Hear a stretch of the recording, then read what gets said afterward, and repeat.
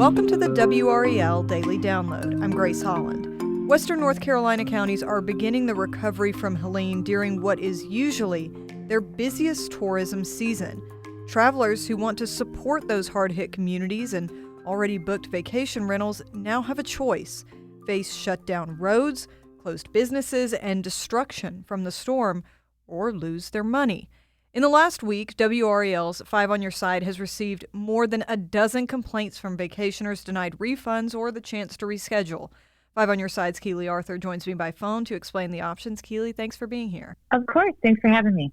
The scale of loss here is very different for people on both sides of this. These vacationers are worried about their money, while locals in Western North Carolina are grappling with unimaginable loss. But again, their communities benefit when travelers come in normal circumstances. So how are these travelers reconciling all of that? Yes, and there's so many people that were planning on being in the area specifically for the fall. A lot of the people that were trying to help get refunds make annual trips to Western North Carolina. And they're trying to be really sensitive here. They know that the priority is the people and the recovery, but they want to be able to hang on to the money. We know vacations are expensive, to be able to fund that money or fund the area at a later date. So they're not done with Western North Carolina. They just think it's not really appropriate for them to go and have this celebratory vacation during this time. Right. And we know that NCDOT is still discouraging non-essential travel to Western North Carolina because of just how many roads are closed, many of those used by travelers. I-40 at the state line with Tennessee still closed. Same for the Blue Ridge Parkway, which of course lots of people use for leaf peeping, which is a big draw during the fall.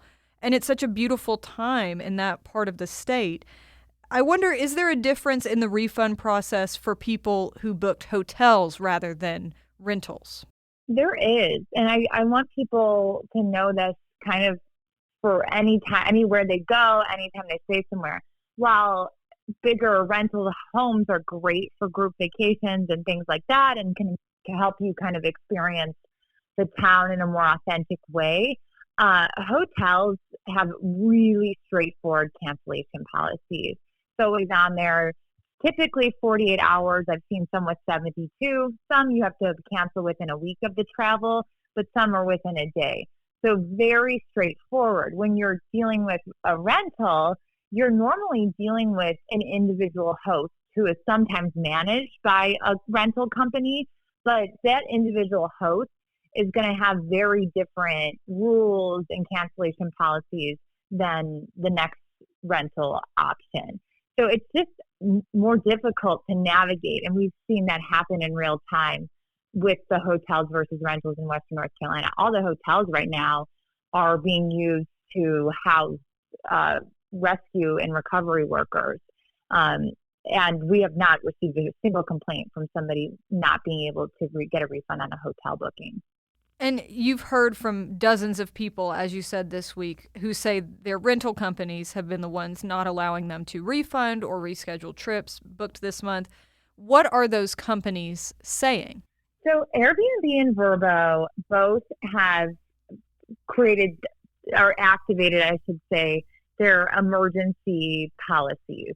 These are policies that go into place during an unforeseen weather event like the landslides that we saw.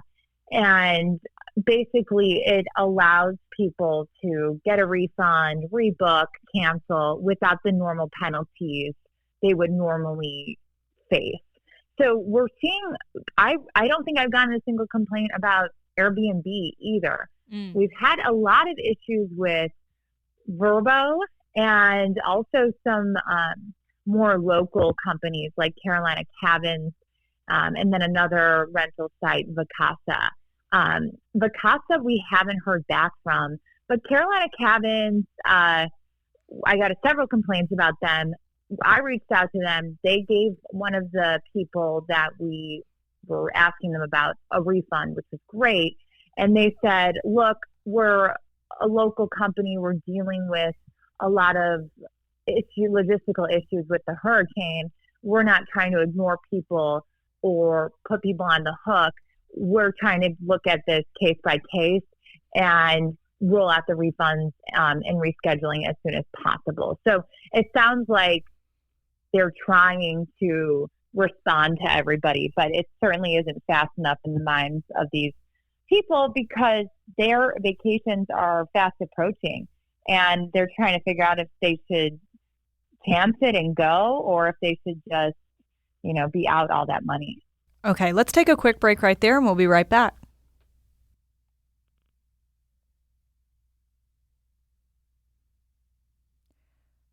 Keely, you were talking about sort of the challenges that these travelers are facing in terms of whether to stay or go on their trips if they haven't been able to get a refund, and then also these companies saying we're working through a lot of logistical issues, we're going to get there.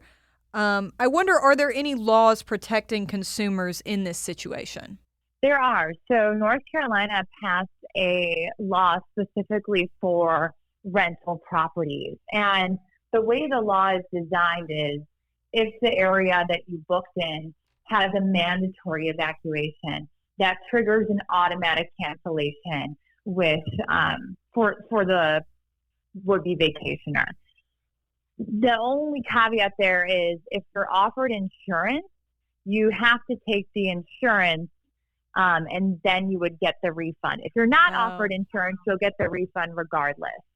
So there is that caveat. And then the other flip side of this is this law, we're lucky in North Carolina, we have the mountains and the beach. This law is really made for coastal towns. And those are the towns that normally issue mandatory evacuations. That's not as common in mountain towns. And so a lot of cities and towns that were hit by Hurricane Helene, even though they are absolutely torn apart, they're not, those mandatory evacuation orders just were not prompted by local government.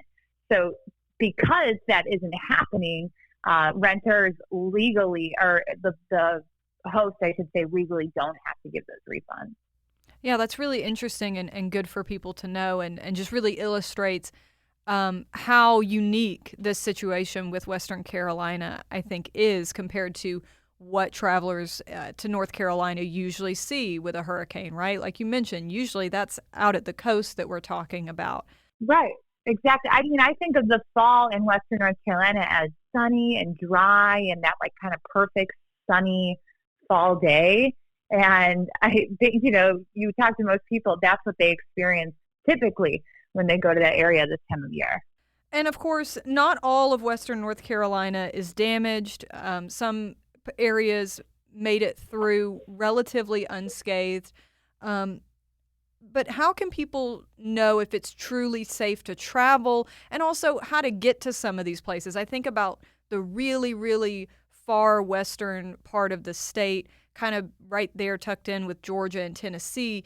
Those communities seem to fare better than, say, Asheville, which would be a little bit east of there.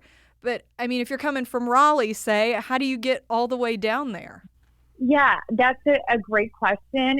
And it's what I love is with Five on Your Side, we try to make people's lives easier with useful information. And I love when someone makes that easy for me to do. And Visit North Carolina, which is essentially the state's tourism bureau, created a map. And it's county by county. And the counties that are in red are essentially places that you should not be traveling to. So I want anyone traveling to the area to look at that map. Maybe some roads are open. Maybe you need to navigate strategically, but look at that map. If the map is saying that the area you're going to stay at is in red, use that map. That's essentially an official government map because it's by the Tourism Bureau, and bring that to your host or rental company and say, look, the state is saying don't travel here. Even though you're telling me the rental property is fine, even though you're telling me I can get to the area, the state is saying don't come. And the state knows the situation. So people should use that. And look at the map. I mean, if you really want to go to Western North Carolina, there's ways to get around it, but you're going to have to go way west, like really, really west, past Buncombe County where Asheville is, all that stuff. to get to an area that was unscathed by Helene.